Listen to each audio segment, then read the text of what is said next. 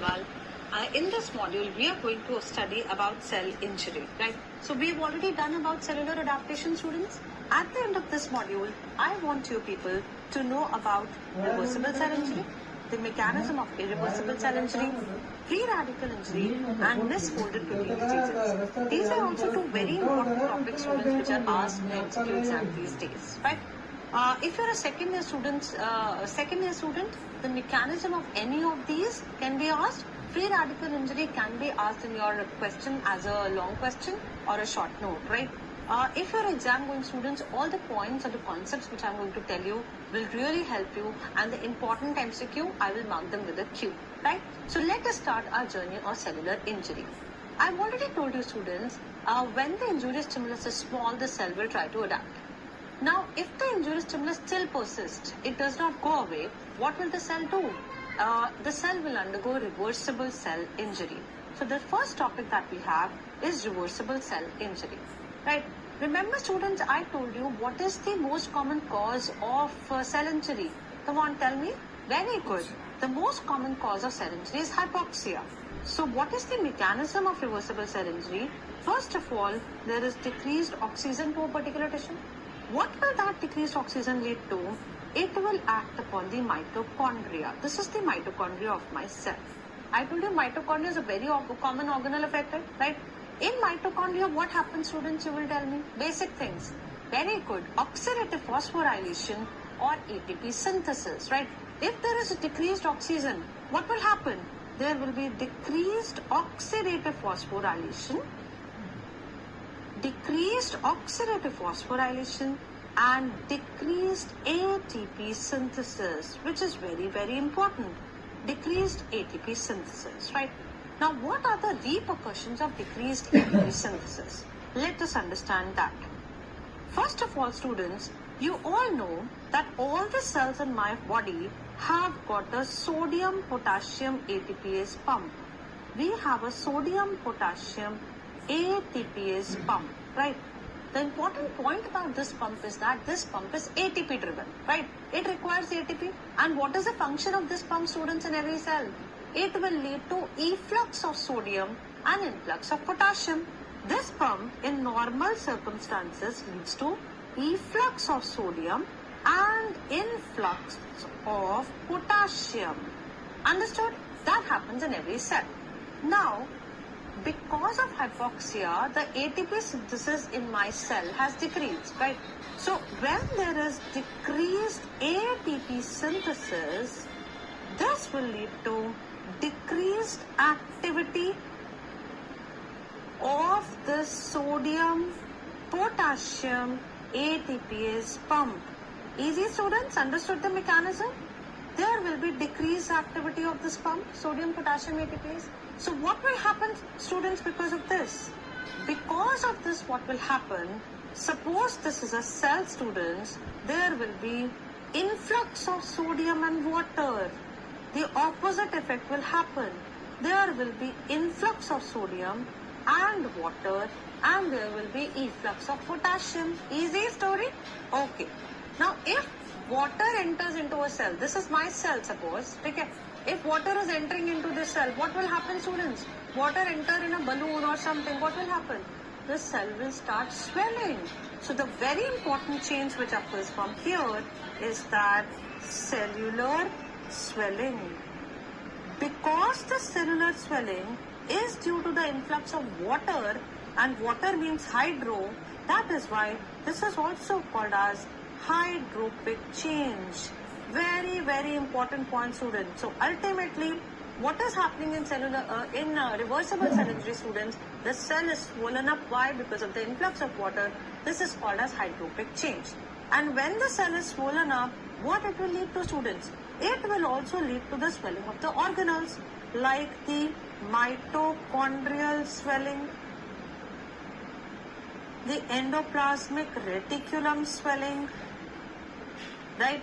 Now, when suppose this is the cell, students, and water is coming inside, right? What will happen? The membrane will start protruding like this, and this is called as membrane blebs. So you see membrane blebs commonly in reversible cell injury. Understood? Also, another thing which I can see is the presence of myelin figures.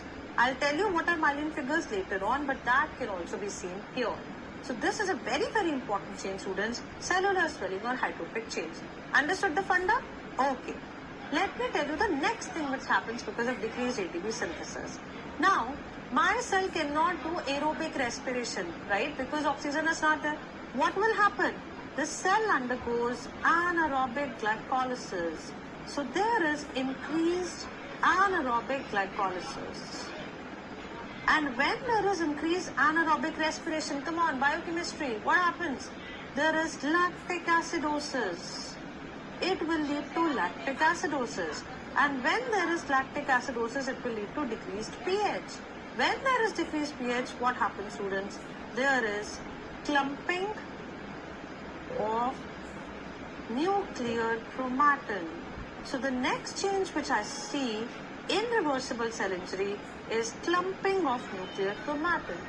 Understand? Lastly, students, what happens? There is endoplasmic reticulum, and endoplasmic reticulum has got what? Ribosomes. So there is a detachment. There is a detachment of ribosomes from RER, rough endoplasmic reticulum. You all know ribosomes are the site of protein synthesis. So what it will lead to, students? This is going to lead to decreased protein synthesis. So what is the next effect which is happening? Decreased protein synthesis. Also it might lead to increased lipid synthesis. That is fatty change. Increased lipid synthesis, right?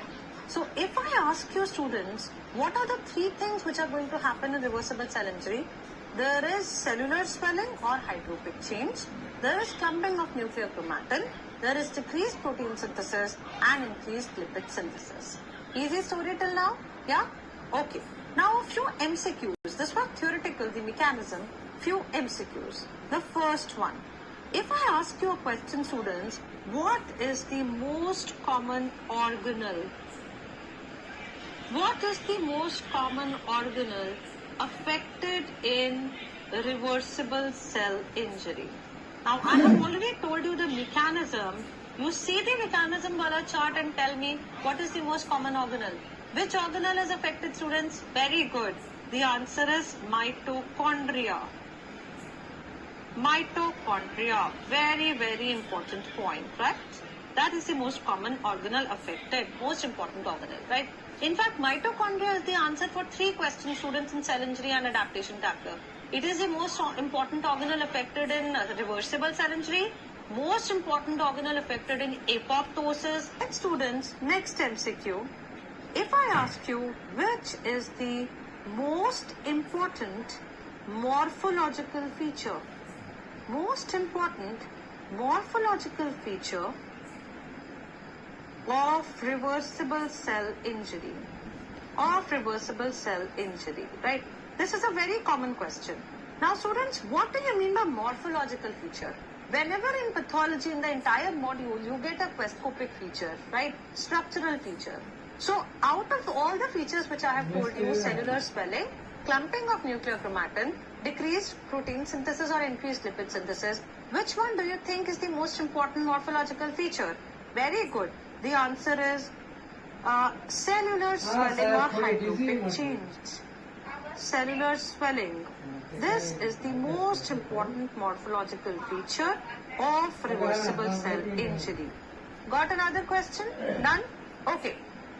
So that means if a cell is reversibly injured and you see that particular cell microscopically, on light microscope I will see all the cell being swollen up. Done? Okay. Lastly, I'll tell you something about myelin figures. I told you myelin figures are seen here. What are the myelin figures and what are they composed of? That is a question.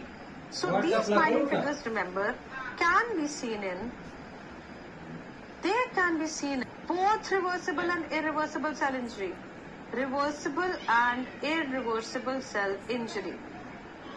How are they produced? Because of membrane damage.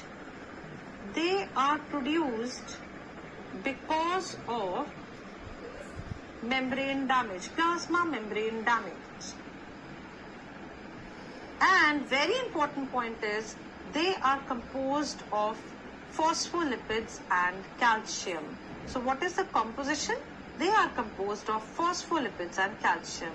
Understood the three most important points? So with this I finish off with reversible cell injury. Let me quickly revise it, students. The most important organelle affected, mitochondria. When hypoxia happens, sodium, potassium, ATPase stops. The work decreases. That is why sodium and water will get inside the cell. Because water will get inside the cell will swell up, right? That is called as hydropic change, which is one of the most important morphological feature. Myelin figures can also be seen, which can be seen in both reversible and irreversible. They are composed of calcium and phospholipids. Understood? Let me show you a picture, students, so that it is much more clear to all of you. Okay, in this picture, can you people see this cell, students? This is a totally normal cell. You can see endoplasmic reticulum, nucleus, mitochondria, lysosomes, and this is the cell wall. When there is a reversible injury, you can see a lot of these membrane blebs because of influx of water. You can see all the organelles like ER, nucleus, mitochondria, those are swollen up. And this is a myelin figure. Why is it called myelin figure? Because it looks like myelin. These are the changes which can be seen. And most important microscopic feature is cellular swelling. Done? Easy? Okay.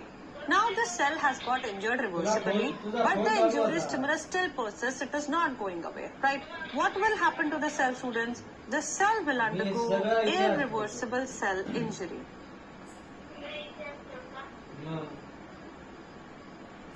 It cannot go back to its normal state from here. It will only die. Right? Now, what are the two things that characterize irreversibility? This is a very important line given in Robbins, that two things characterize irreversibility. They characterize irreversibility. And what are those two things, students? One is membrane dysfunction and another is mitochondrial dysfunction. So what happens, students? Two M's are affected. Please remember, two M's are affected. What are the two M's am I talking about? M for mitochondria, M for membrane. The damage to both of them will lead to irreversible cell injury. Right? Now, first of all, let us see what happens in the membrane dysfunction. Right? First of all, let us study about membrane dysfunction. Right? All of you know, students, that if this is a cell wall, this is a cell membrane. Right? This cell membrane in every cell is selectively permeable. What do you mean by that? It will allow something to move out and something to move in, right? Whenever a cell is irreversibly injured, the membrane loses its selective permeability. Membrane loses its selective permeability. It loses its selective permeability. So what will happen, students? It becomes completely permeable. What do you mean by that? That means anything can move out of this membrane, anything can come in this membrane, in this cell, right? So it loses its selective permeability. Done, students? This is a very, very important point. Also, students, you know that every cell has got organelles and all these organelles also have membrane.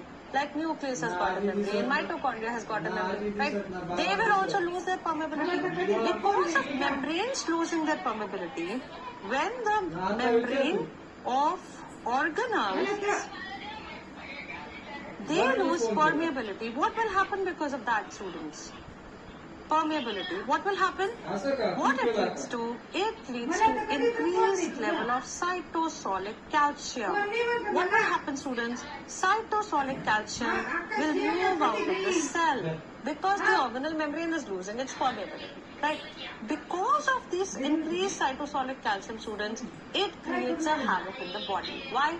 Because it activates a large number of enzymes. What are the enzymes which it can activate? It will activate a lot of enzymes like phospholipases. Phospholipases, what they will do, students? They will lead to phospholipid breakdown. It